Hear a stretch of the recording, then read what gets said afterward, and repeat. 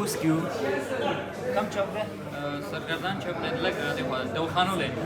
سرګردان چوک نه لږ راځي خو د سرګردان چوک نوم اخیستل ډېر ضرور هو همداسې دواخانو لین کې وو. دلته د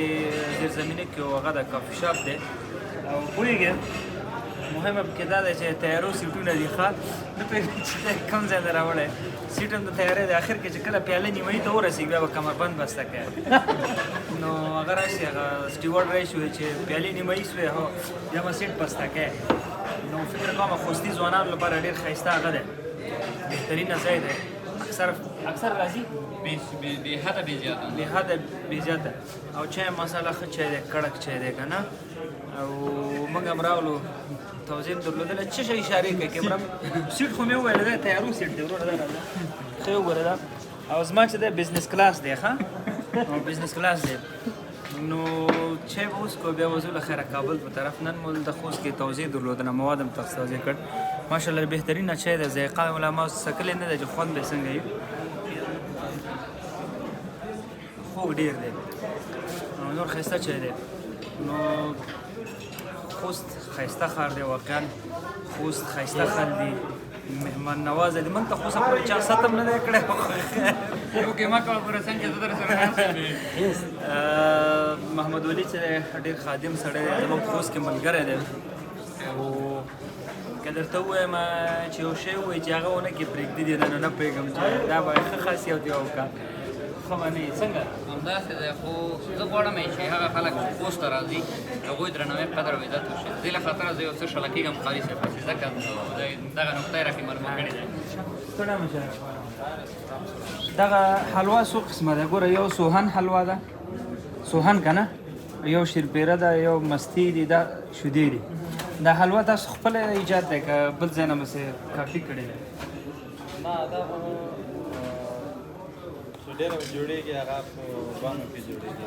بنو هاخوا طرف ته کرښې هاخوا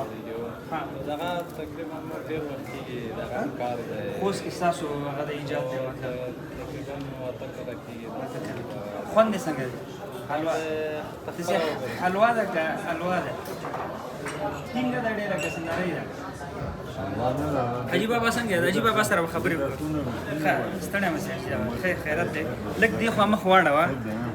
دا خو زما د استاد زموږ غواړي ته وویني که نه حاجي بابا خو ګورې ماشاءالله چې ده به ځواني څنګه تېره کړي که نه بریدو ته هم فکر دی حاجي بابا بریدو ډېر شوقین یې نه نه وخانده مشکل نشته ښه دغه مې ویلی ته هم د دې چایو شوقي د دې هغه کړک چای خوند درکوي درته ده سره بیا حلوا بیخي کیف کوي ښه دغه حلوا ده که نه دته سونی وایي دته څه وایي سونی لږ به اوسه وڅکه دا خو ګرم هم ده دا تازه مزه ګرمه تازه جوړېږي ښه جوړوی یې خو دا چای هم خوږ دا هم ډېر خوږ نه دا خو چې ګرمه وي ښه خوند کوي ورسره بیا دغه د شنه چای سره ډېر خوند راځي شنه چای سره دا ونیسه ښه بس دا د خوست هغه دا چې کافي شاپ څه نومېږي نظیر چای خوست تحفه ها خوست تحفه نو دلته چې راځئ خوست ته راځئ دې ځای دیدن کوئ دا بابا به کوم ځای زدرانې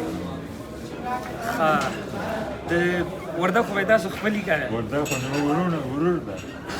ښه بیا صحیح ده کیسه خو هماغه ده ډېره مننه